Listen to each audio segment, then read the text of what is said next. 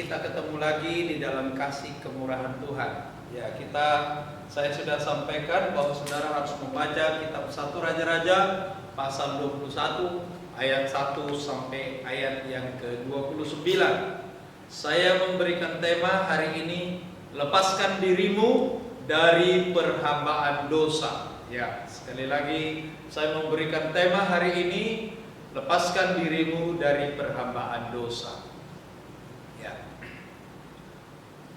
Kalau kita melihat ayat yang pertama itu dari pasal 29 ini, pasal 21 ini dimulai dengan kata sesudah itu terjadilah hal yang berikut.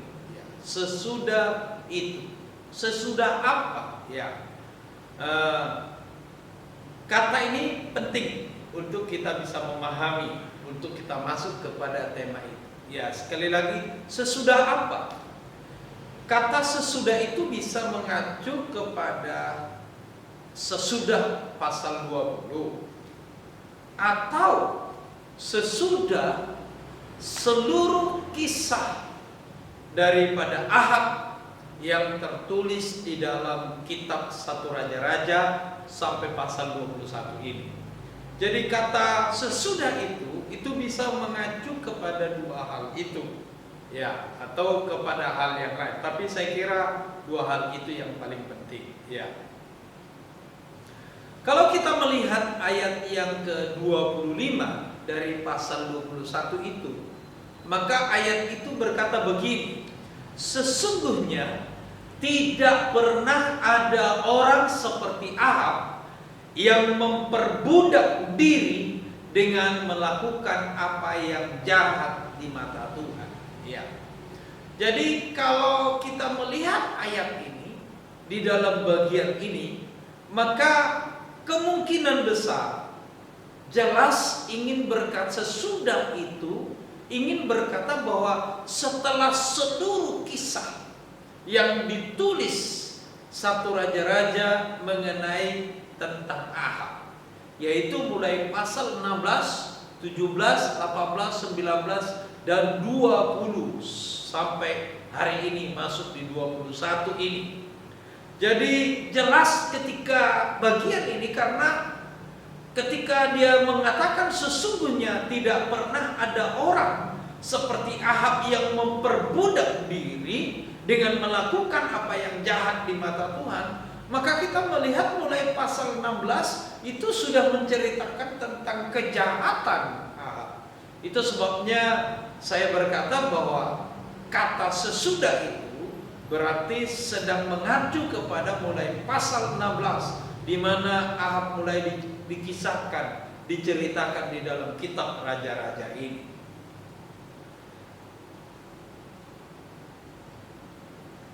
Nah, jadi bagian ini ingin menjelaskan bahwa Ahab dari pasal 21 ini, dari penjelasan ayat 25, ingin menjelaskan pasal 21 ini ingin menjelaskan bahwa Ahab telah memperbudak dirinya untuk melakukan yang jahat di mata Tuhan supaya Tuhan benci kepada dia. Ya. Sekali lagi, jadi pasal 21 ini ingin menjelaskan, ingin menceritakan bahwa memang Ahab memperbudak diri untuk melakukan apa yang jahat di mata Tuhan. Karena itulah saya membuat tema, memberikan tema, lepaskan dirimu dari perhambaan dosa. Tentu kita tidak boleh meniru Ahab, ya. Ahab yang telah memperbudak dirinya untuk membenci Tuhan. Tapi kita belajar dari bagian ini untuk sebaliknya, kita harus melepaskan diri kita dari perhambaan dosa supaya kita menjadi orang yang berkenan kepada Tuhan. Ya. Nah, Ahab, saya ingin menjelaskan bahwa memang Ahab telah membuat dirinya dan memperbudak dirinya untuk membenci Tuhan, untuk dibenci oleh Tuhan. Ahab sangat mengerti bahwa Allah telah membuat hujan tidak turun selama 3 tahun dan 6 bulan, itu karena orang Israel dan Ahab telah berdosa kepada Tuhan. Maka musim kemarau itu adalah untuk menjadi peringatan kepada Ahab dan kepada Israel bahwa mereka jauh daripada Tuhan, sekaligus keinginan Tuhan untuk mereka kembali kepada Tuhan. Itu sebabnya waktu itu saya memberikan tema Tuhan kerja keras. Ya. Sebab memang Allah ingin mengharapkan mereka kembali kepada Tuhan. Tetapi setelah 3 tahun dan 6 bulan itu hujan tidak turun, bukannya Ahab bertobat, bukan orang Israel berubah kepada Tuhan. Justru Ahab menuding Elia adalah dalang di mana masyarakat, di mana mereka semua kelaparan. Jadi Ahab menuduh bahwa Elia lah yang mencelakakan jemaat Tuhan itu. Tetapi sesungguhnya bukan Elia ingin membinasakan umat Tuhan, tetapi sebenarnya keadaan itu ingin memaksa Ahab, ingin memaksa orang Israel untuk kembali kepada Tuhan. Tetapi jelas Ahab justru menuding Elia. Itu sebabnya saya memberi bagian ini, pasal 21 ini menjelaskan bahwa Ahab telah memperbudak diri untuk membenci Tuhan, untuk dibenci oleh Tuhan. Saudara yang dikasihi oleh Tuhan, Ahab sangat jelas melihat bahwa Elia membuktikan bahwa Baal itu bukan Tuhan, dan Tuhan itu adalah Tuhan yang sesungguhnya. Ketika Elia bertanding dengan nabi-nabi Baal selama sebanyak 450 orang itu, pertandingan itu adalah mempersembahkan seekor lembu, dan siapa yang menjawab dengan api, itulah Tuhan yang benar. Nah, saudara-saudara yang dikasihi oleh Tuhan, di pasal ini kita menemukan bahwa Baal tidak bisa menjawab doa mereka, dan apa yang mereka persembahkan tetap utuh. Ya, tetapi ketika Elia mempersembahkan satu persembahannya kepada Tuhan, maka Alkitab mencatat bahwa Allah menghabiskan korban bakarannya Elia dengan api untuk membuktikan, untuk menunjukkan bahwa Elia benar, bahwa Allah orang Israel itulah Allah yang hidup, sedangkan Baal bukanlah Allah.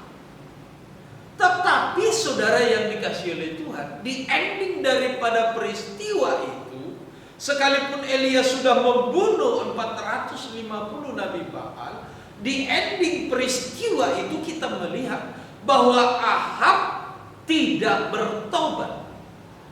Ahab dan Israel tidak kembali kepada Tuhan. Justru tuh saudara yang dikasihi oleh Tuhan, maka Ahab yang diperintahkan dengan Isabel istrinya justru ingin membunuh Elia. Nah, kita bisa melihat dari bagian ini hanya orang-orang yang bodoh yang bisa seperti Ahab ini. Tapi Ahab bukan orang bodoh, tetapi Ahab memang ingin memperbudak dirinya menjadi orang yang dibenci oleh Tuhan.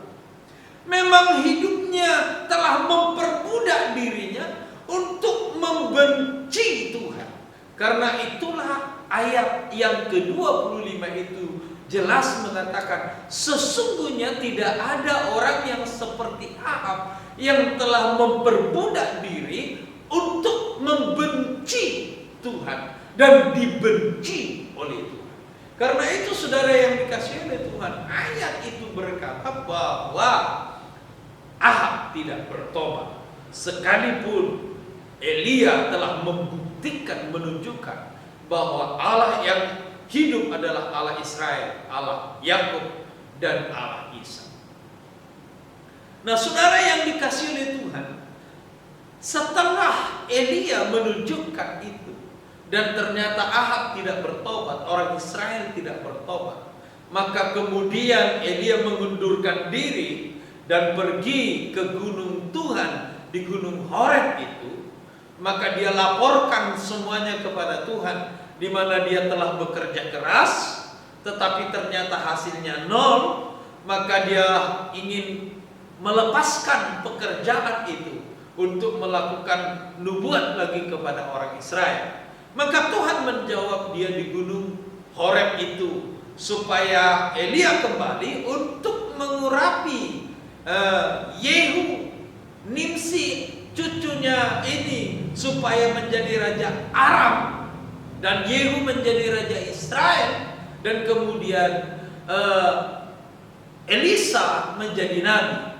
Siapa yang lepas dari kerajaan Aram akan dibunuh oleh Yehu, dan siapa yang lepas dari Yehu akan dibunuh oleh Elisa. Itu sebabnya kalau kita melihat di pasal-pasal berikut nanti, bahwa ketika ada anak-anak yang mengolok-olok Elisa, gundul-gundul, maka Elisa berkata, biarlah beruang. Nah, keluarlah beruang dari hutan untuk memakan anak-anak itu. Saudara lihat, sesungguhnya harusnya hamba Tuhan tidak seperti itu. Tetapi itu adalah bagian daripada penghukuman terhadap orang Israel, di mana orang Israel memang sudah tidak mau bertobat. Bahkan Ahab memang memperbudak diri untuk dibenci oleh Tuhan. Karena itu saudara yang dikasihi oleh Tuhan, sesudah peristiwa itu bahwa Elia pergi meninggalkan pelayanan itu, pergi meninggalkan Israel. Nah, di satu peristiwa Aram datang untuk mengepung Israel. Dan waktu itu Aram meminta istri dan anak-anaknya Ahab yang cantik-cantik, emas dan perak, dan diberikan oleh Ahab untuk diberikan kepada Aram, karena memang Ahab takut sama Aram. Tetapi kemudian permintaan itu ditambah lagi oleh Aram, karena memang Aram ingin mencari gara-gara terhadap orang Israel, bahwa dia berkata, apapun yang diambil oleh anak buahnya boleh, mata pun boleh. Karena itulah saudara yang dikasihi oleh Tuhan, permintaan yang kedua ini tidak bisa dipenuhi oleh Ahab. Karena itulah mereka terjadi peperangan. Nah, waktu jadi peperangan itu, saudara yang dikasihi oleh Tuhan, adalah seorang nabi untuk memberitahukan kepada Ahab, sementara Ahab sedang ketakutan, sebab dia memang merasa tidak mampu melawan Aram, tetapi terpaksa daripada dia harus dibunuh atau mati tanpa perlawanan. Mereka berperang dengan Aram, tapi dalam kondisi mereka tahu bahwa mereka kalah. Itulah sebabnya seorang nabi datang untuk berkata bahwa Allah akan menyerahkan Aram itu ke tangannya Ahab, sebagai tanda supaya mereka tahu bahwa Tuhan itu Allah yang hidup. Maka Ahab bertanya, dengan apa? 300 orang-orang muda.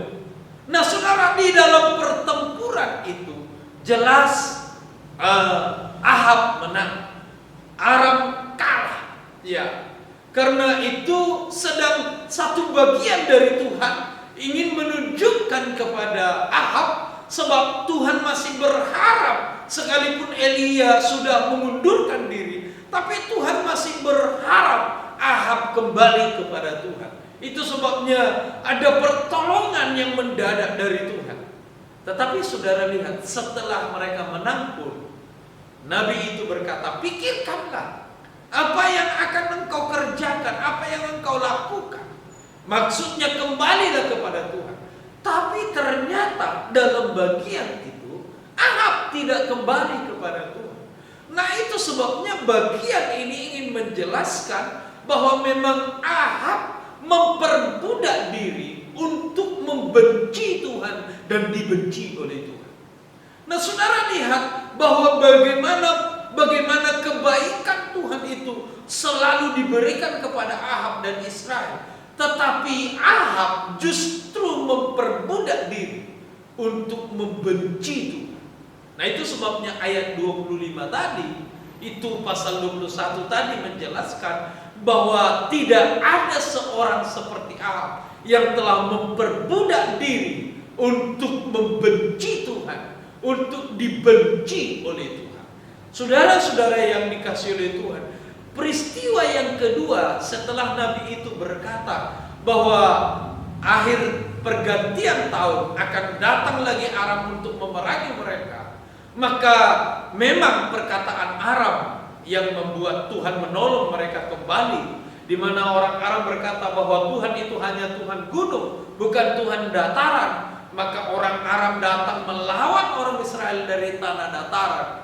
Maka Tuhan menolong mereka sekali lagi. Oleh karena Tuhan tidak mau dikatakan hanya Tuhan gunung, tapi Tuhan adalah Allah semesta alam ini. Karena itulah saudara, dalam peristiwa itu Tuhan menolong Israel, Tuhan menolong Ahab. Tapi dari peristiwa itu saudara, kita menemukan di pasal 20 bahwa Ahab tidak membunuh Ben-Hadad, tidak membunuh Raja Aram itu, justru melepaskannya dengan sebuah perjanjian ekonomi, dengan sebuah perjanjian bisnis. Itu sebabnya saudara, maka Tuhan datang untuk memperingatkan kepada Ahab bahwa dia bersalah dalam bagian itu. Nah, itu yang kita pelajari di minggu yang lalu, di Kamis yang lalu, di mana ada seorang nabi yang menghampiri Ahab dengan babak belur, membuktikan, menunjukkan bahwa hari itu Ahab salah dengan melepaskan Raja Aram. Nah, saudara-saudara yang dikasihi oleh Tuhan, tapi dengan peristiwa ini pun justru Ahab kembali dengan hati yang panas, hati yang mangkel atas perkataan daripada nabi itu, di mana Ahab tidak membunuh Ben-Hadad. Maka Tuhan menuntut Israel dan Ahab untuk masalah ini. Tuhan mempersalahkan Ahab. Karena itu saudara-saudara yang dikasihi oleh Tuhan, maka Tuhan memberikan penjelasan bahwa suatu saat Ahab akan meninggal, akan dibunuh, saudara. Itu sebabnya saudara, dengan peristiwa itu maka Ahab kembali ke rumahnya dengan hati yang mangkel, bukan hati yang bertobat. Nah, pasal 21 ini kemudian kita melihat sementara setelah pulang itu, sesudah itu muncullah pasal 21 ini, di mana Ahab ingin mengambil kebun anggur Nabot. Saudara lihat bahwa di posisi ini Ahab ingin mengambil warisan daripada Nabot. Nah, jelas di Israel mereka tidak boleh memperjualkan bagian mereka kepada orang yang lain, sebab memang tanah itu sudah dibagi-bagi oleh Tuhan terhadap mereka setiap suku zamannya Yosua. Jadi karena itu saudara, dari marga yang satu, dari keturunan yang satu tidak boleh saling mengambil. Tetapi Ahab ingin memperbudak dirinya dengan kejahatan, sehingga dia ingin mengambil. Dia berkata bahwa dia akan membeli kebun anggurnya Nabot. Nah, ini saudara, maka Ahab telah memperbudak dirinya untuk seluruh kejahatan-kejahatan, saudara. Saudara perhatikan dari bagian ini bahwa Ahab juga ingin berbuat jahat di sini. Jelas ayat itu mengatakan bahwa tidak ada seorang pun di dunia ini yang seperti Ahab, yang telah memperbudak dirinya untuk membenci Tuhan dan dibenci oleh Tuhan. Saudara perhatikan. Nah, ini menjadi masalah di dalam bagian ini. Karena itu saudara yang dikasihi oleh Tuhan, bahwa ayat ini ingin menjelaskan, bagian ini ingin menjelaskan bahwa memang Ahab telah memperbudak diri, ya, memperbudak diri untuk hal-hal yang jahat di mata Tuhan. Ya, karena itulah dalam pasal ini sudah ditentukan, karena dia memperbudak diri dengan dosa, maka dia ditentukan untuk hukumannya, bahwa tidak akan ada keturunan daripada Ahab yang hidup, ya. Yang mati di kota akan dimakan anjing, dan yang mati di padang akan dimakan oleh burung. Nah, itu saudara, bagian itu dikisahkan di sini. Jadi saudara, Ahab, kesimpulan dari seluruh yang ingin saya sampaikan, bahwa Ahab telah memperbudak diri untuk membenci Tuhan. Nah, saudara yang dikasihi oleh Tuhan, kenapa saudara? Yaitu karena Ahab salah memilih istri. Ayat itu mengatakan itu adalah nasihat dari Isabel, istrinya. Nah, saya ingin berkata kepada saudara, jangan sampai salah memilih pasangan hidup. Ya, tentu kalau sudah menikah tidak boleh cerai. Tetapi bagi teman-teman yang belum menikah, anak-anak yang belum menikah, ini dengarkan baik-baik, bahwa jangan sampai salah memilih pasangan hidup. Sebab kalau engkau salah memilih pasangan hidup, maka itu bisa menjadi neraka seumur hidup. Bahkan itu bisa membawa engkau ke dalam neraka yang sesungguhnya. Sebab engkau melihat bagaimana Isabel itu mempengaruhi Ahab, sampai Ahab memperbudak diri, ya, untuk membenci Tuhan. Saudara lihat bahwa ini adalah satu bagian yang hal penting untuk kita pelajari. Tentu bukan untuk dibenci oleh Tuhan, tetapi sebaiknya supaya kita menjadi orang yang dicintai oleh Tuhan. Karena itu saudara-saudara yang dikasihi oleh Tuhan, hai istri-istri, berubahlah, ya, carilah Tuhan. Hai suami-suami, sebaliknya juga bisa suami menjadi orang yang bisa membawa kita ke dalam neraka. Karena itu bagi perempuan-perempuan, carilah pasangan hidup yang takut akan Tuhan. Karena itulah Alkitab berkata, persamaan apakah antara gelap dengan terang? Ini untuk menunjukkan sebuah pernikahan. Jangan sampai orang terang menikah dengan orang gelap. Jangan mau orang terang mengambil istri orang gelap, sebab akan menjadi masalah seperti apa yang dilakukan oleh Ahab. Karena itu saudara yang dikasihi oleh Tuhan, bagian ini ingin menjelaskan kepada kita bahwa jangan memperbudak diri untuk memperhamba diri dengan dosa. Nah, bagian yang kedua dari pasal ini adalah ayat 27 sampai 29. Di dalam bagian ini kita melihat bahwa ketika Elia memberitahukan hukumannya yang diperintahkan oleh Tuhan melalui Elia, maka Ahab merendahkan diri di hadapan Tuhan. Dia akhirnya juga merendahkan diri, walaupun mungkin merendahkan diri itu tidak bertahan lama. Sebab nanti kita akan melihat pasal berikutnya, Ahab sesungguhnya kembali lagi kepada dosa. Saudara lihat yang dikasihi oleh Tuhan, bahwa Ahab ini akhirnya mengundurkan diri. Yang menarik buat saya adalah ketika Ahab itu merendahkan diri, dia memakai kain kabung, maka Tuhan berkata kepada Elia, sudahkah engkau lihat bahwa Ahab telah merendahkan diri di hadapanku?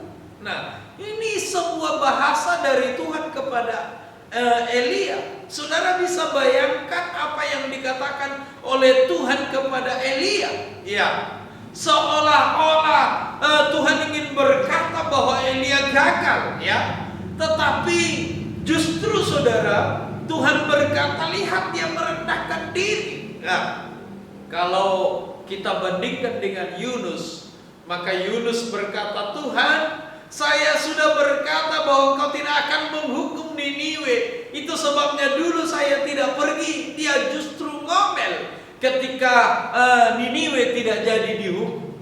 Tetapi Elia kita tidak melihat seperti itu. Justru Elia tidak berkomentar. Maka bagian itu tidak dikomentari. Artinya bahwa Elia juga bersyukur bahwa Ahab bisa berubah juga. Walaupun sekali lagi di pasal berikutnya kita akan melihat perubahan itu hanya sementara, hanya 3 tahun saja. Saudara yang dikasihi oleh Tuhan, jelas dari bagian ini kita bisa melihat bahwa segitu besarnya Ahab memperbudak diri untuk membenci Tuhan, tapi tangan Tuhan selalu terbuka. Saya ingin berkata kepada saudara, sebesar apapun dosa, selama apapun engkau bertindak jahat, tapi kalau engkau sudah mendengarkan firman ini, berubahlah sebelum pintu tertutup. Maka berubahlah, engkau akan diampuni oleh Tuhan, engkau akan diterima oleh Tuhan, hukumanmu akan diubah oleh Tuhan. Karena itu saudara-saudara yang dikasihi oleh Tuhan, bahwa hari ini Ahab justru dibuka oleh Tuhan pintu rahmat untuk dia. Saudara-saudara yang dikasihi oleh Tuhan, sekali lagi ada 2 pelajaran penting yang harus kita lakukan di sini. Jangan memperbudak diri terhadap dosa. Ya, jangan memperbudak diri untuk dibenci oleh Tuhan, karena itu tidak baik. Yang kedua, kalau engkau hari ini kurang berkenan kepada Tuhan, kalau sampai hari ini engkau menjadi budak daripada dosa, lepaskan dirimu. Tuhan sanggup memberikan pengampunan. Lepaskan dirimu, maka engkau akan diampuni oleh Tuhan. Saudara yang dikasihi oleh Tuhan, kiranya Tuhan Yesus memberkati kita. Terpujilah namamu, terpujilah nama Tuhan. Mari kita berdoa.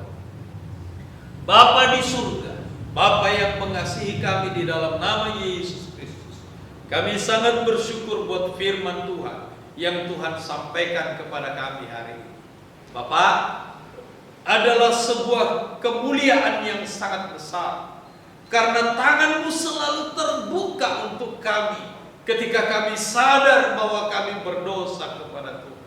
Seberapa jauh pun kami berdosa kepadamu, Engkau selalu berharap untuk kami kembali kepada Tuhan. Karena itu kami sangat bersyukur kepada Tuhan. Terima kasih Tuhan buat kebaikan-Mu. Terima kasih Bapa buat Engkau Allah yang baik, yang selalu mengampuni kami. Kiranya Tuhan memberkati kami semua. Hamba berdoa buat seluruh sidang jemaat-Mu.